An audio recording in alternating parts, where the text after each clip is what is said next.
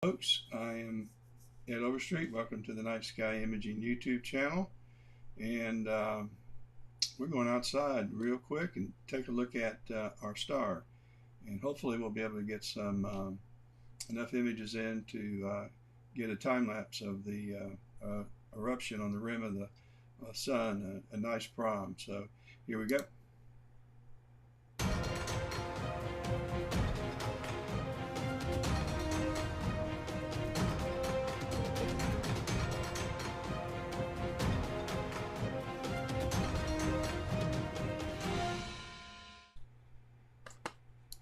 All right, we are outside, and first thing I want to do is I want to move these, get rid of this crosshair, and then I want to recreate the crosshair.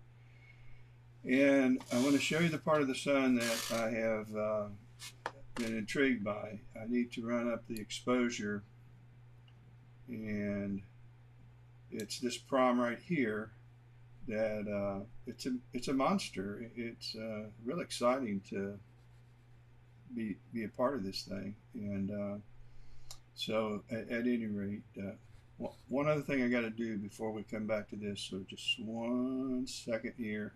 I'm going to lose you just for a second, I think. And let's see.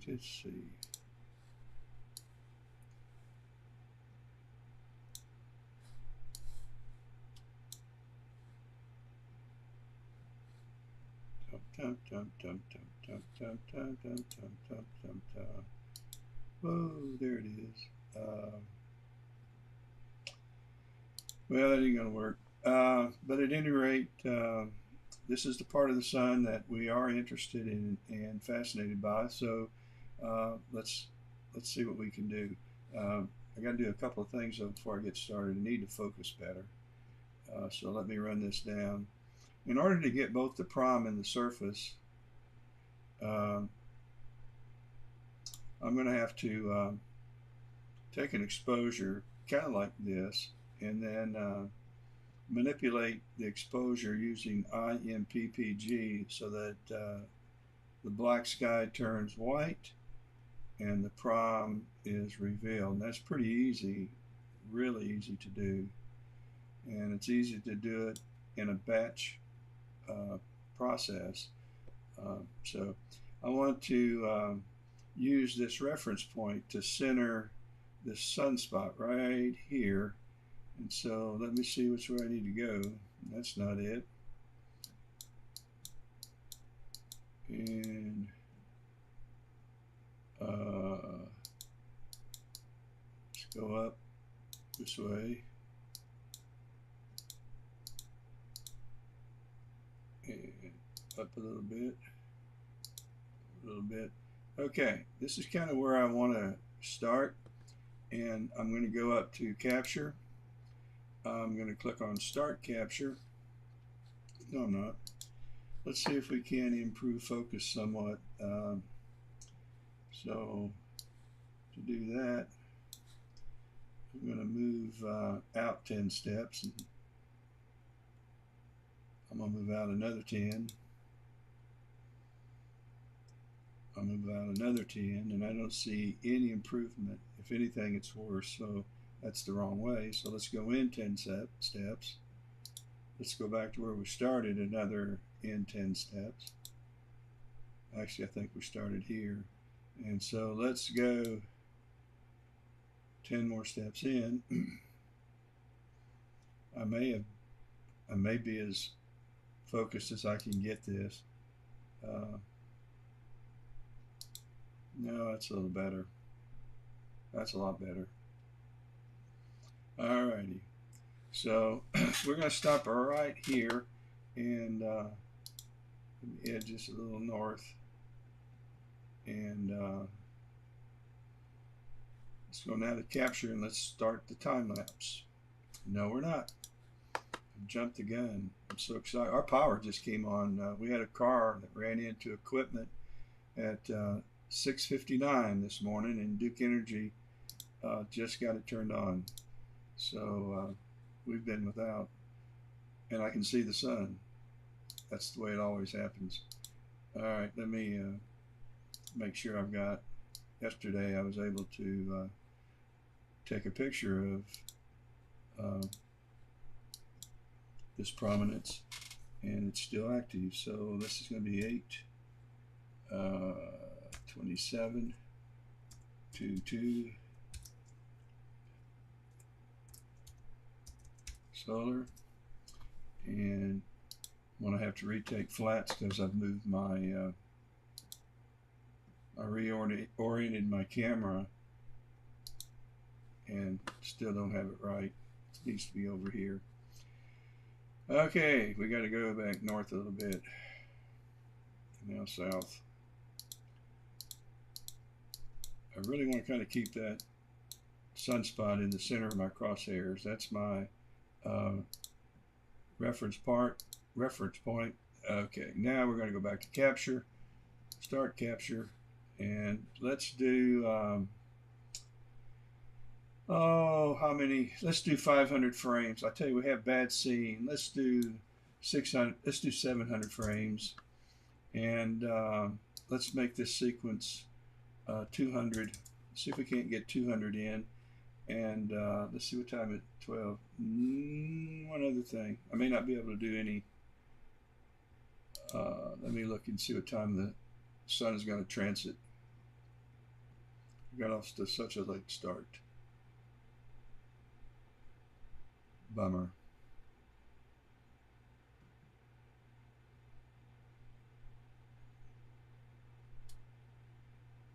I probably could have just Googled it quicker.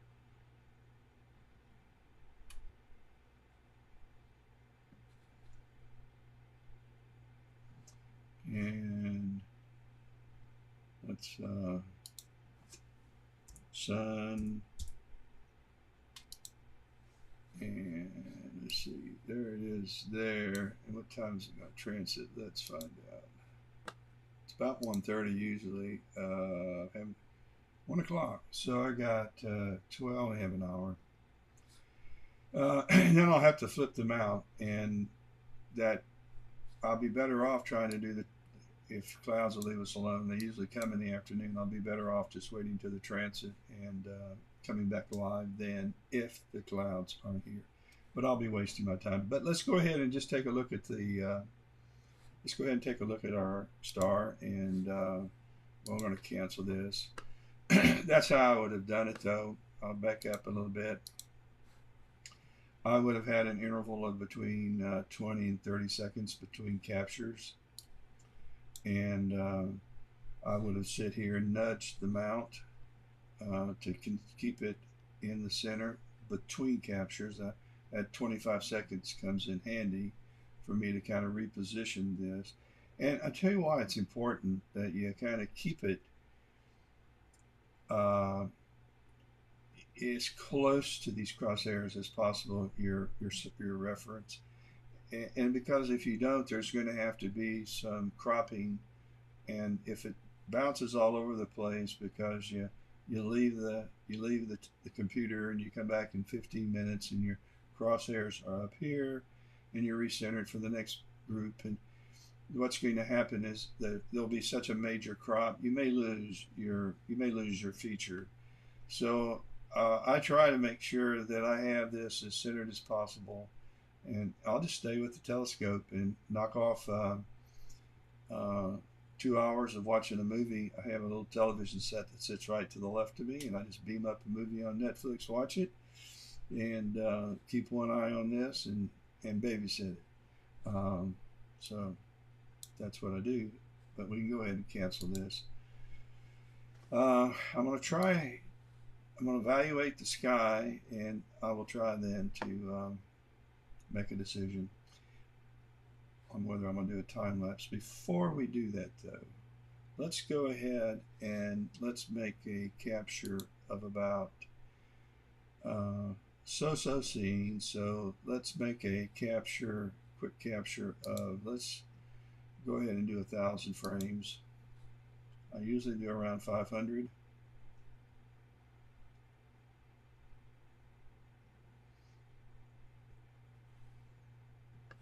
And we're going to do another. Once you set it to 1,000, you don't have to reset it each time. If you just click on quick capture, it will do 1,000. And then if you change it to 500, that becomes the new default. And each time you hit quick capture, it'll change it to, it'll keep it at 1,000 or whatever you set it at. Let me get my mic over here. Yesterday the mic was, I'm not using the headset because it's so bloody hot. And I have these, you know, I have these little jewels here. I've got about 3 different kinds. JVC, this, Sony, and I just hate these things in my ears. So I put on those great big Sony, whatever they are, on my head, and they get hot and sweaty, particularly this time of year. So I'm going without them, but I can't hear the background noise. I can't hear any. I have no idea how the sound is coming on, and I'm going live, which is stupid to do, but I'm gambling. When I'm done, I will watch a few minutes of it. The sound's off. I'll just delete it. And I guess I could put them on for a while, make sure it's okay, but I think I am. Hang on. I'm going to try to get ready. Yes. Ready after the fact. Well, I've got one of the coolest green screens. Just bring it up. And voila. Okay. Oh, it is terrible. All right. Let me get. Hang on a minute. Testing, testing, testing, testing, testing, testing, testing, testing, testing. And let me check something. Testing, testing, testing, testing. Wow, better. For me, it's better. Testing, testing. All right. See, these are things you're supposed to do if you know what you're doing before you ever boot up or go live. All right, let's move around the star here a little bit and see what else is going on. I'm going to go ahead and change this to 16 times sidereal. Well, wrong way again. Still the wrong way. See all the smudges, dirt and stuff? They don't move. All right, now, wrong way. All right. Let's stop it there and let's see if we got anything on the rim. I'm just overexposing. All right, let's go back and see if there's. Let me show you what I looked at this morning. This is about an 8-minute-old, 9-minute-old picture of the sun, and this is the prom I'm getting. And I moved my camera. It was up here yesterday. I thought I had it moved right without looking at my computer, my laptop outside, but it's sitting over here, so everything's about 35 degrees off. So that's how much I need to move it counterclockwise when I go out. 35 degrees counterclockwise. Okay, I'll just keep that in mind. All right, let's go back to my kit and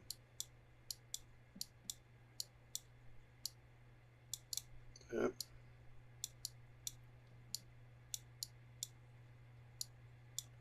And let's take a look at the rim.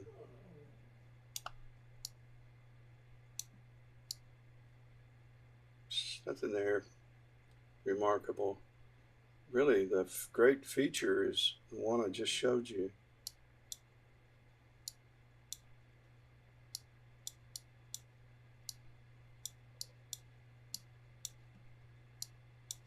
Let's take another look.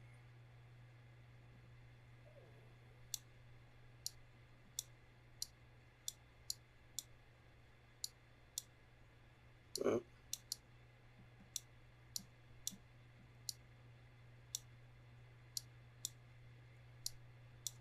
Now let's jump down here and see if there's anything on the surface. Well, we got some filament moving and a sunspot that's out of focus. So focus the camera and telescope, and there is some there are some proms arcing right here. This one looks like it's getting ready too. These are either getting started or dying.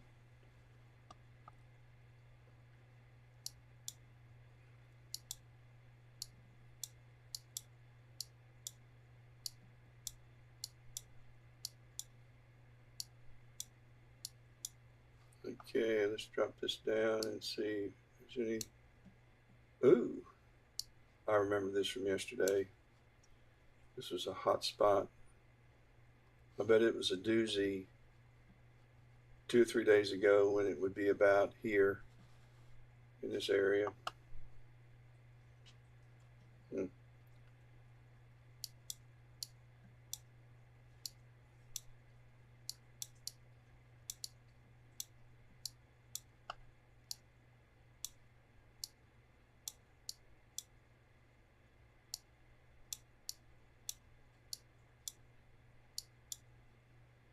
Getting about where our sunspot is.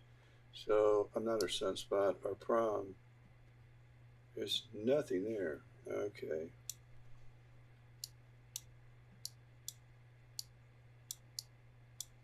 Here we go.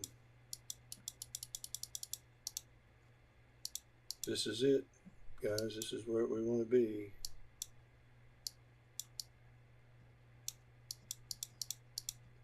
"16 times sidereals is way too much to nudge the mount around. But this is what I'll call pay dirt for today. And if I run the exposure up, this is what I'll be getting here.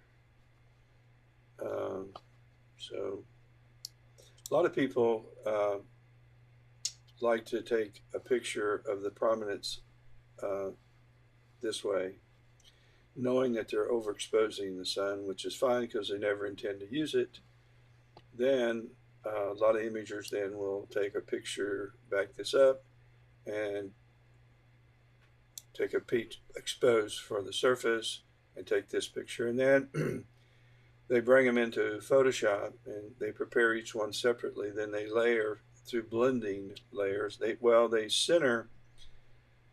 You dial down the opacity and then you put one on top of the other. You actually have to reduce the size of the overexposed one by about 2 pixels, because when you overexpose it, it makes it bigger than it actually is, and so you have to reduce it by 2, maybe 3 pixels. I forgot how many I did that, and then you line it up, and you take a blending mode and brush it in so that all you see is the surface, and then you've got your prom. But it's so much easier to do using IMPPG and not Photoshop. But at any rate, let's go ahead and knock off another quick capture, and then we're going to take some flats, and I'm going to go unlive, which means I'm going to end this, and then come back at, what time did I say that the sun transits? It transits at 1 o'clock. So I'm going to come back at 1.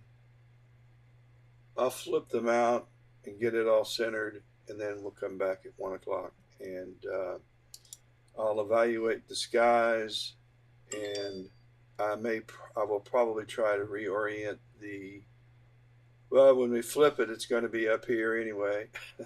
So I will, it's going to be up here, but I need to reorient the camera so that when we flip it, it's where it's supposed to be. It doesn't have to be done that way. I can always rotate the image in post-processing, but I kind of like to get it right if I can. Um, Alrighty, let's move this up a little bit more. Actually, let me see where my prom is. Okay, um, I'm gonna knock off another couple more just like that. Bingo.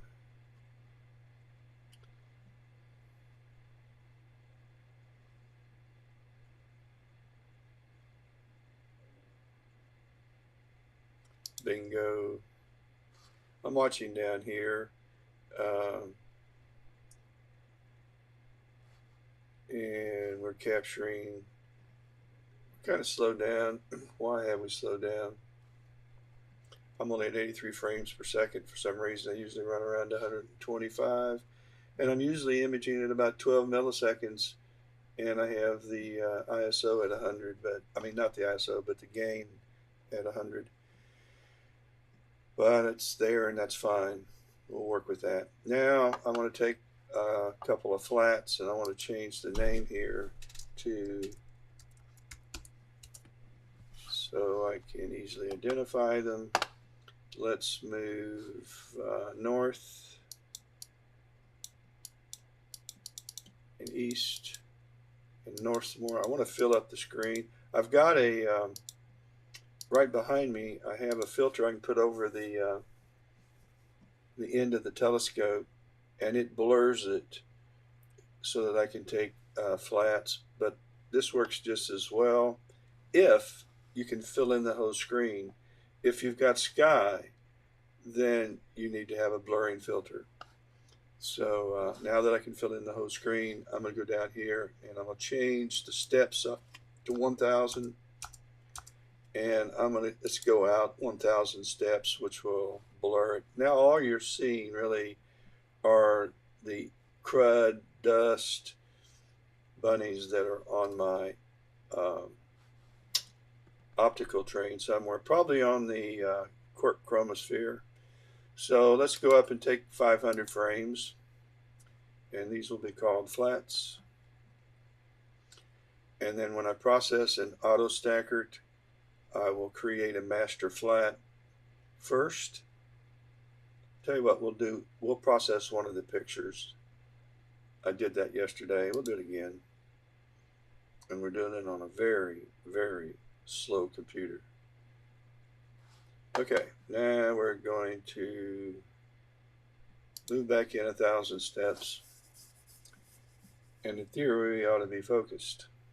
We ought to be where we were. Not sure we are, but we should be. So, which matters not, because actually when we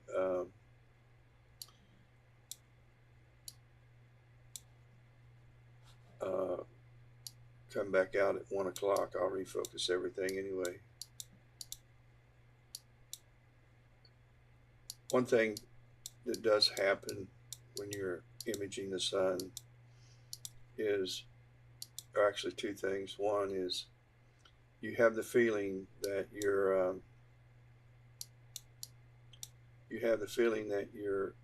losing focus sometimes, and you're really experiencing some scene fluctuations.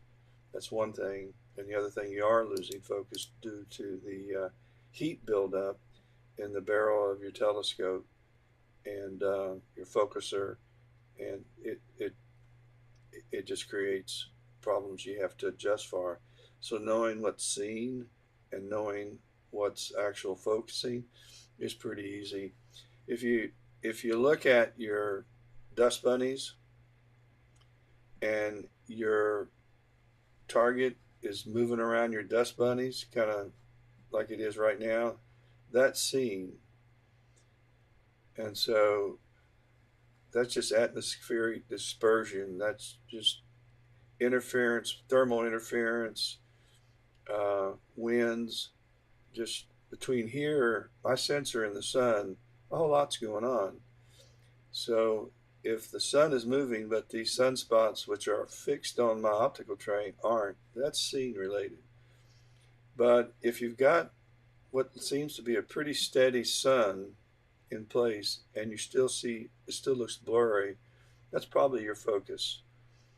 And that's not a hard and fast rule, but it's a good way to approach it. It works for me. So what I'm going to do is I'm going to come out. Let me change this to 100 steps again. And let's come out 10 steps. Wrong way. So let's go in 10, back to where we were, and let's go back in another 10 steps.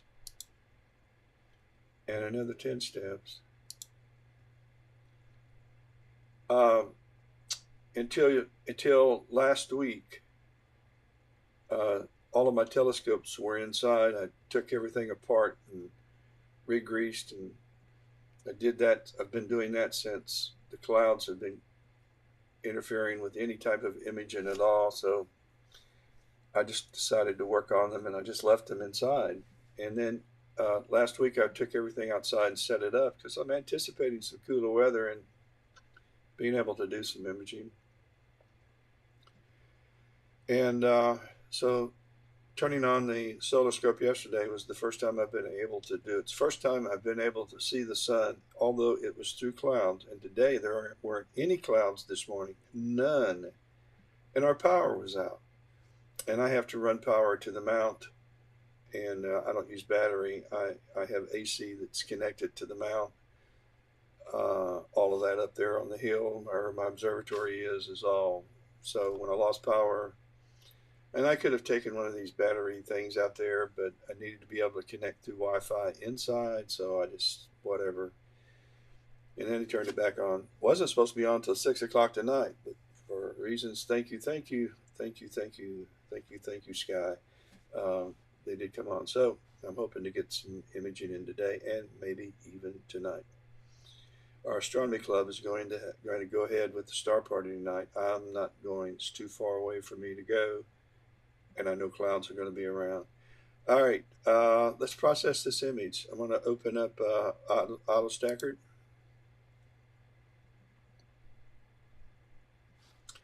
And first thing I'm going to do is get my flat frame. And I got to get to the right day of imaging, which, let's see, it's the 27th today.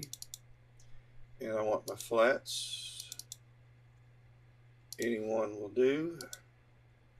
All you do is load it. You make no changes. You don't analyze. All you do is load it, go to image calibration, and you create a master frame. Give it a name. I just called it master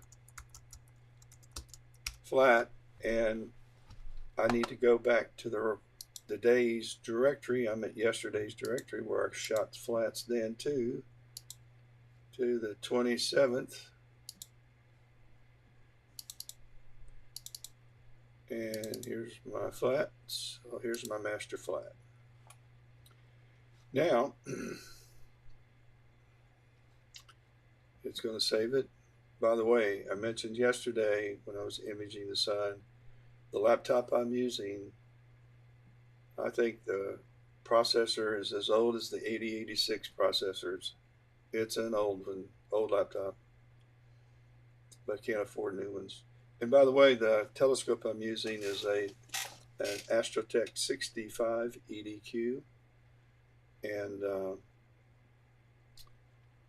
the quark chromosphere has a 4x Barlow built in it, and that's why you can't get the whole disk of the sun. The quark chromosphere is, I think, an excellent choice for the poor man to image the sun and get some good images out of it. And it's not cheap by any means, but when you compare it to double stack solar scopes, while you're getting into the $6,000, $8,000, $9,000, $10,000 range. Okay, so what we're going to do now is open one of our images of the sun, and we'll find it under capture. Just pick up any one, and you'll notice my sunspots. Yay. Let me get rid of this back here.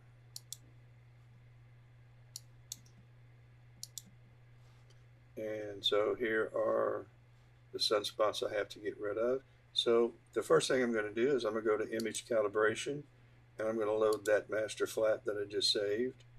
And I don't want the one from yesterday, I want the one from today. And if you'll watch this, I'll scoot this over, you're going to see all those spots disappear. Bingo. And so now we're going to analyze this. It's going to take a while, but since we're live streaming, I can't put you on pause. One of the disadvantages of doing things live. Of course, everything can go wrong when you're live. Man, these earphones get hot.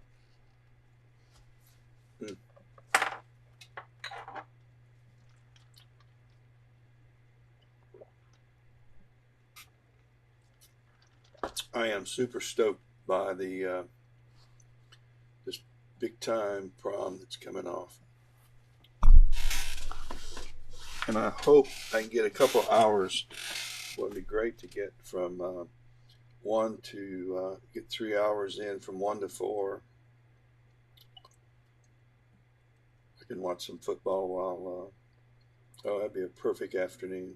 I can't think of a better way to spend. Did my grass yesterday. My yard looks great. My wife told me so.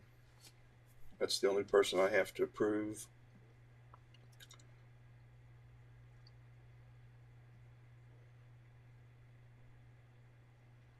By the way, fellow astro imagers, and when you get my age, I'm in my late 70s, you got to work hard to talk your wife into letting your Social Security check get deposited to either a Gina Astro or a High Point Scientific or your favorite place to shop. But it's pointless to have Social Security deposit that thing in a bank account and then you turn right around and have to send it to. So just go ahead and have them deposit it directly. Just think about it. That's supposed to be humor. All right, let's look at this graph and we'll make a decision. If this is the quality graph, and these are all of the images in the video, all the frames in the video are along this line from the start of the video to the end of the video. And where this graph, which is almost linear, but it isn't, but where this graph crosses this 50, this is the halfway, this is halfway. Everything above the line means half of the frames you took above the line are better than 50% of the frames. And everything below are worse. And then here would be the top 25%, and there aren't any frames in the top 25%. So this tells me that about 25% of my images are good. And I know this is scene related. There isn't a doubt in my mind. It is scene related. I couldn't probably have gotten it any better focused. So it is what it is. Yesterday it was around 50%. And same kit, same everything. I did rotate the camera and I did change focus a little bit, but scene was bad yesterday as well. I guess not as bad. But anyway, that's what I'm blaming it on. And so what I'm going to do is I'm going to select 15% of 1,000 frames. I'm going to use stack 150. Actually, I'm not. I'm going to stack 10%. I'm going to stack 100 frames. Okay. Now, everything else over here I leave just the way it is at default. Everything over here for the most part is default, other than I'm not on a planet, or if it was a planet I would be checking planet, and I used improved tracking. Don't ask me why. Emil Krykamp said to do it when he was at Woodland Hills and did a video there that I watched, and I select cropped. And so I also have, whatever this means, Laplace delta checked.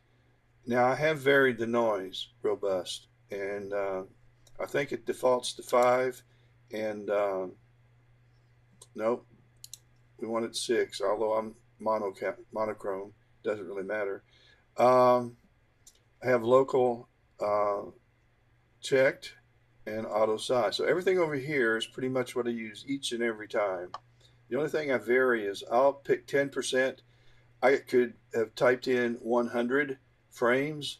Um, and if you want to create 4 folders, you can put 10, 20, 30, 40. It'll take some time, but it will create 4 folders. One folder is called 10, one's 20, one's 30, and this will keep 40%, 30%. Or you can go up here and put a number of frames. Just type the number in. But in the sake of time, we're not drizzling, so let's place a grid, and I'm going to use 104 for this grid. I just happen to know it works.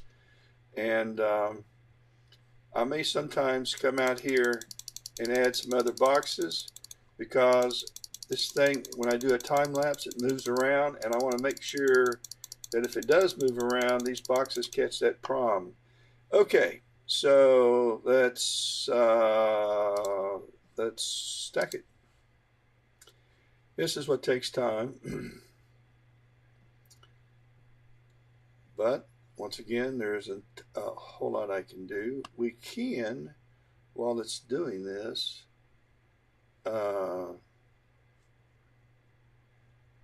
bring up SharpCat and look at the prom.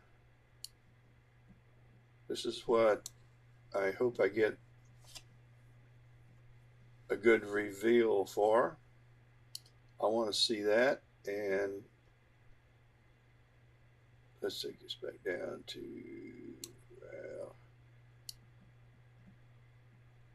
and I'm positive if we did, when I do a time lapse, if I'm able to do it, that you're going to see some movement in these filaments and some movement around these hot spots in this sunspot. There's a lot going on right in this area of the sun. We're just looking head on. We have a face-on view of it. If it was on the rim, it would be showing its projections into the solar atmosphere, because it is doing that now. Okay, I am overexposed.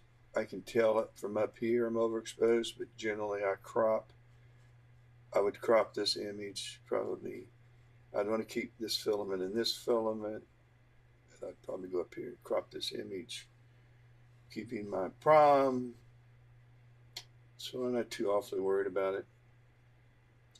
Part of the reason why I'm overexposed here and not here is that I have tilt adapter on my camera, and the camera is tilted almost 5 degrees to get rid of these Newton rings.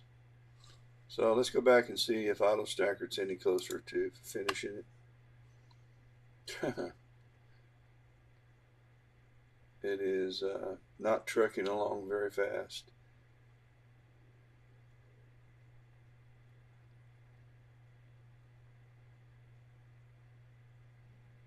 So I've got nothing else to do. If you don't have anything else to do, and I'll process that image as soon as it hang on a minute, I'm going to move over to check something here.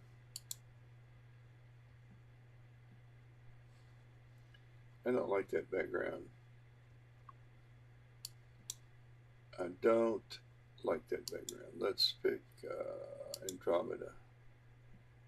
Yeah, I like a dark background. We got a lot of sun yesterday, cutting grass. It was 104 degrees. Let's go see what the temperature is outside. Hang on a minute. And let me bring up Pegasus. It's 103 at the mount, and this is what kills us in the south. The dew point 75 degrees. It's almost as though you're walking in water. It's so humid and hot and humid. The higher the dew point, the more moisture you have in the air. And the way I have my thermometer outside, I have it positioned where it's not attached to anything that could get hot. If you attach it to some part of the telescope, then the heat from the telescope we actually get hotter than the ambient at times. Dark, like if you put it on the saddle, the black saddle, and if the side of the saddle that's exposed to the sun starts getting hot, that'll go clear through that saddle. And if you've got it velcroed or stuck to the other side, it's just going to get hot by virtue of being attached to the saddle. So I kind of have it dangling in air away from the sun. And I do that wherever the scope is in the sky. It's not dangling far. It doesn't have far to dangle. But so it's not it doesn't have direct exposure to the sun. It's just bloody hot out. And the humidity is pretty close to right on to what we're told we're going through. So it's just hot.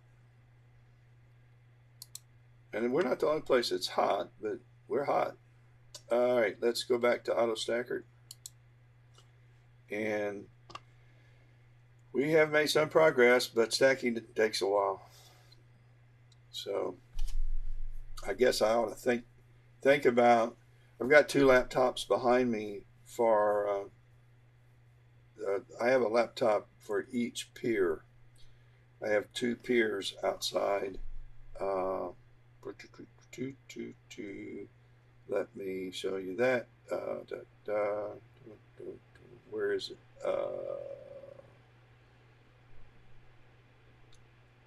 Well, it doesn't matter. But I have two piers outside, and then this solar scope is on a tripod. And forgot what I was going to say.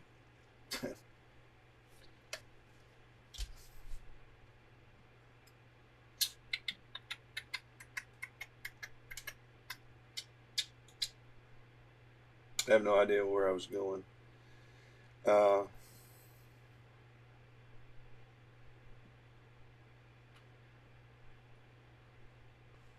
Rambling. Glad Maria, if you're on, Rabona subscriber, welcome. Glad to have you. We are, oh, I know where I was going. I have two laptops that are designated for each pier, and I picked these laptops up at various times, and those two that I have for the two pier telescopes are pretty new. They're within, one's brand new, and the other is within a year. And but the one on Planetary and the workstation out there is 5 or 6 years old, and slow. But those two on the piers are pretty. I need to probably rethink, and I need to probably put one of those out there. The problem is I get all of my equipment adapted to the laptop, to the ports, and everything starts up as it's supposed to. I don't have COM port failures. And if I tried to use one laptop for all three, it would be chaos from telescope to telescope. For me, it would be. So I managed to pick these up. Business was going out of business in Greenville, South Carolina. I found out through a friend they were selling off their computers. I thought they were desktops. I was going to go get one anyway because he said they're almost giving them away. Pandemic had just about destroyed the company. So I went over and I bought two pretty new Dells and gave one to my son and kept one. And that's the newest one, and it's a good one. It's a decent one. Okay, we're done. Now, we're just going to go ahead and close this out. And we're going to, this is a live view of the sun if you're just tuning in.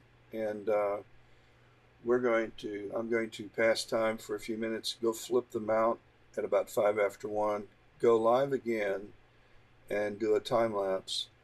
But we're going to process this. So I'm going to bring up IMPPG, which is what I would do next. I think. There it goes. That's what I'm doing next. And if you open IMPPG and you don't see this box right here, then go up here and click on this squiggly line, and you do need this box. And let's reset it.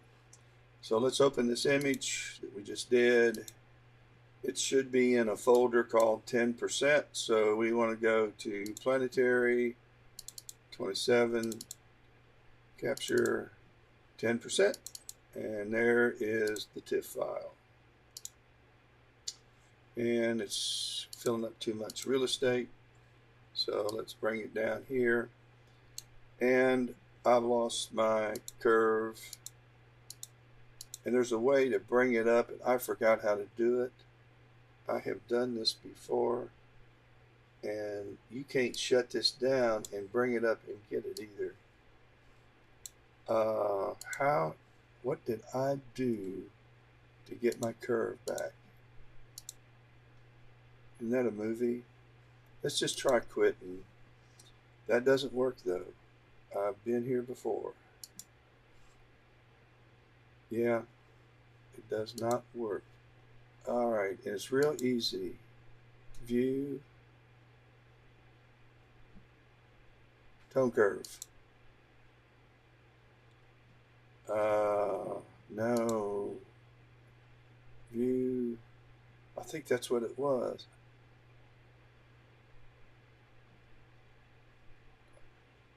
Settings.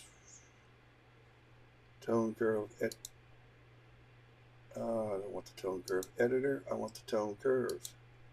Settings. It's got to be there.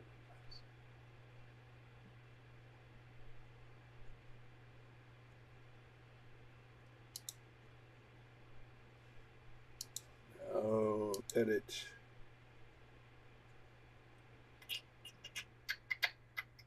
Oh, mercy. And I found it the last time, and I thought, why didn't I not know that? Tone curve editor, normally. View. Let's see.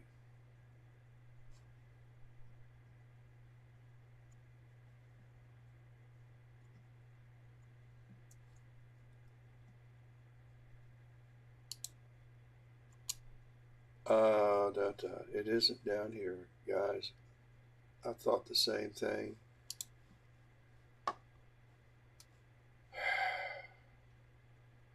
Well,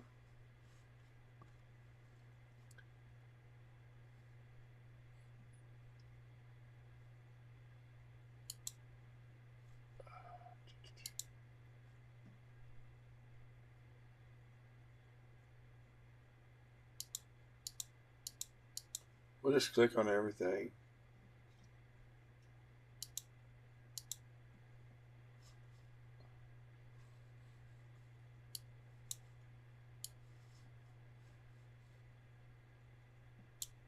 Where did it go? We are looking for the squiggly thing. And since I know it's fit image in window, since I know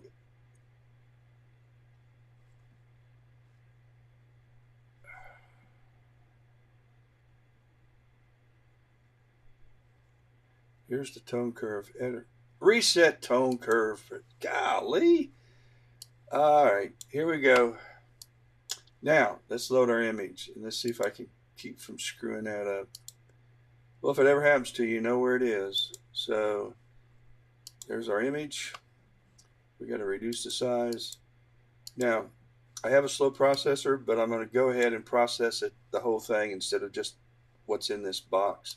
You can make your box as big as you want.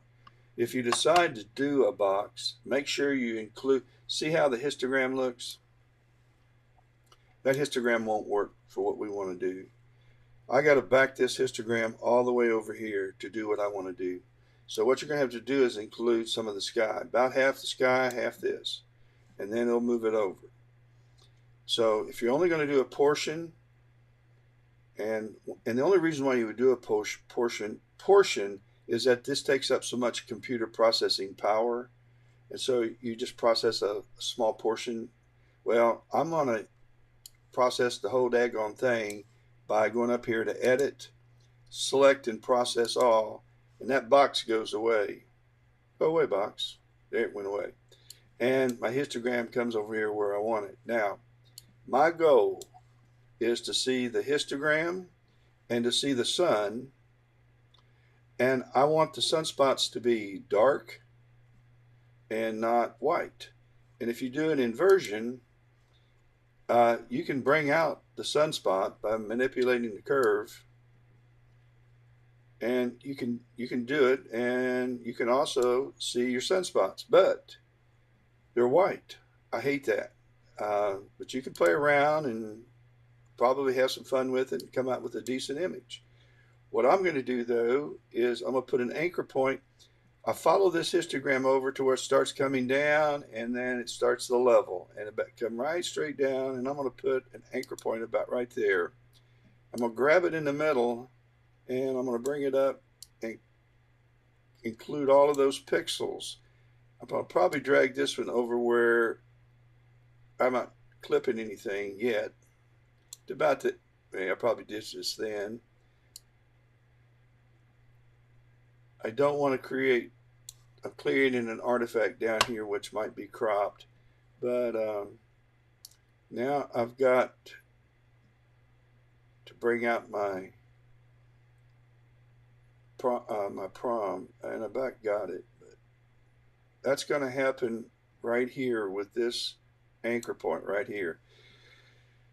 Oh, but there's a trade-off. The more you do that, the more you develop this dark line on the rim of the sun.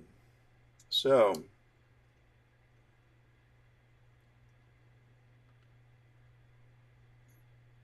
you play around with that, and you also can play around here. You want to make sure that it is darker here, and you have a gradient that's going dark to brighter, so that you give that curved look, which is what the sun is. It's a ball, a big ball. Uh-oh, I have a dust thing that wasn't flatted out because I don't know why it wasn't flatted out. I've got one here too. Huh. I'll have to, I always thought I could get by with that. The only way I can keep those from happening is to put my filter. I got that from Daystar. It's another place to spend your money. All right, so this is what I would do here. I would probably try to do a little sharpening in here. I'd run my sigma up to about 2 to 2.5. Not my sigma, well, it's deconvolution. Let's go up to 2. I'm probably not going to do a whole lot more. If you come down here and start playing around with unsharp mask, you're going to find yourself resetting everything, because if you're not careful, it's so easy to overdo this. But you can make the same changes here that you make in Registacks. And I like Registacks for planetary. I don't like Registacks for solar, because Registacks can't do what I just did. It can't show both without inverting. I don't even know if you can run an inversion. So we're going to save.